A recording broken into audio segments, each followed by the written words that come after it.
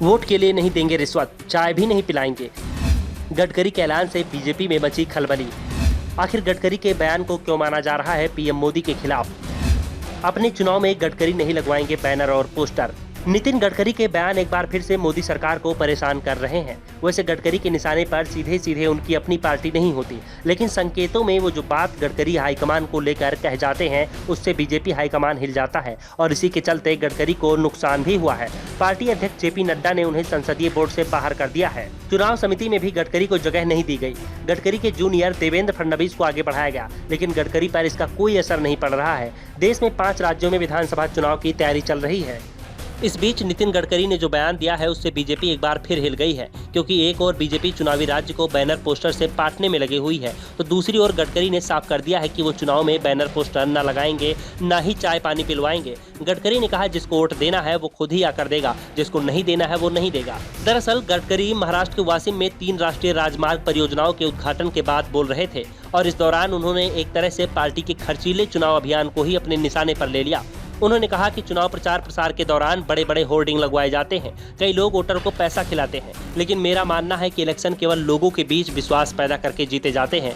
गडकरी ने कहा, मैं चुनाव में रिश्वत नहीं लेता हूं और न ही किसी को भी ऐसा करने की अनुमति दूंगा, लेकिन मुझे विश्वास है कि मैं ईमानदारी से आप सभी की सेवा कर सकूंगा। गडकरी पुराना किस्सा याद करते हुए कहते हैं, चुनाव प्रलोभन से नहीं बल्कि लोगों के दिलों में विश्वास और प्यार पैदा करके जीते जाते हैं। वोटर बहुत होशियार होता है, वो खाता सबकी है, लेकिन वोट उसी को देता है जिसे उसे देना होता है। उन्होंने कहा, एक बार लोगों के बीच 1-1 किलो मटन बांटा था, फिर भी चुनाव हार गए थे, क्योंकि आज का वोटर बहुत जागरूक हो चुका है।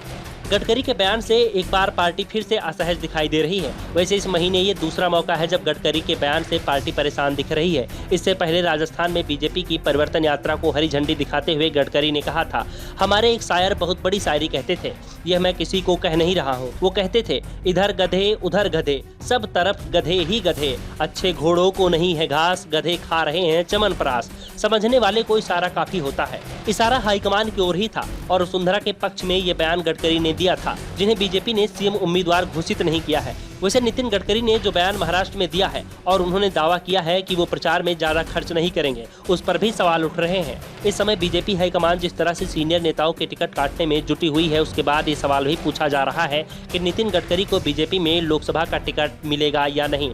नितिन गडकरी नागपुर से सांसद हैं, नागपुर में ही संघ मुख्यालय है और बीजेपी की ये सीट किसी भी कीमत पर हारना नहीं चाहेगी। गडकरी के टिकट को लेकर संदेह इसलिए हो रहा है क्योंकि बीजेपी हाईकमान गडकरी की जगह देवेंद्र फडणवीस को आगे बढ़ाने में जुटी हुई है, वो भी नागपुर से ही आते हैं। ऐसे में सवाल ये भी उठ रहा है कि कहीं बीजेपी हाईकमान नितिन गडकरी की जगह देवेंद्र फडणवीस को ही लोकसभा चुनाव में न उतार दे। ऐसे में गडकरी जब चुनाव मैदान में ही नहीं होंगे तो ऐसी स्थिति में उनके चुनाव प्रसार और बैनर होल्डिंग वाली बात नहीं बचेगी। फिलहाल तो गडकरी के बयान को लेकर बीजेपी के अंदर ही हलचल मची हुई है। सवाल किए जा रहे हैं कि गडकरी का निशाना किधर है। Bureau report, the Bhakar news.